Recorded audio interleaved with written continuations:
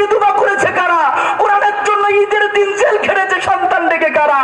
এই কোরআন তাদেরকে ভালোবেসে আল্লাহ জান্নাতে নিয়ে যাবে। জোরে বলুন সুবহানাল্লাহ। আমার দলিল দিয়ে বুঝাবেন কোন কারণে ব্যাকরণকে বাংলাদেশে দাওয়াত দিয়ে ওরে জামাই আদর করবেন। কারণ ওই ব্যাকরণ আপনার আমার নবীর কাঠন তৈরি করে কুত্তার গোড়ায় ঝুলিয়েছে, আর যে রাসূলের অপমাননা করে ইসলামের আইনে তার হত্যা করা নামাজের মতো ফরজ, রোজার মতো ফরজ।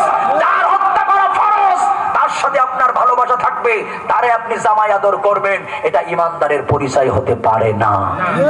ইমানের সাথ আমি আপনার মতো বেঈমান নাই, মুনাফিক নাই। আমাকে আপনি জাহান্নামে পাঠাবেন, জীবন চলে যাবে, ফাঁসির মঞ্চে দাঁড়াবো, আল্লাহ সর্বময় ক্ষমতার মালিক, এই কথা বলে তারপরে মরবো। আল্লাহু আকবার।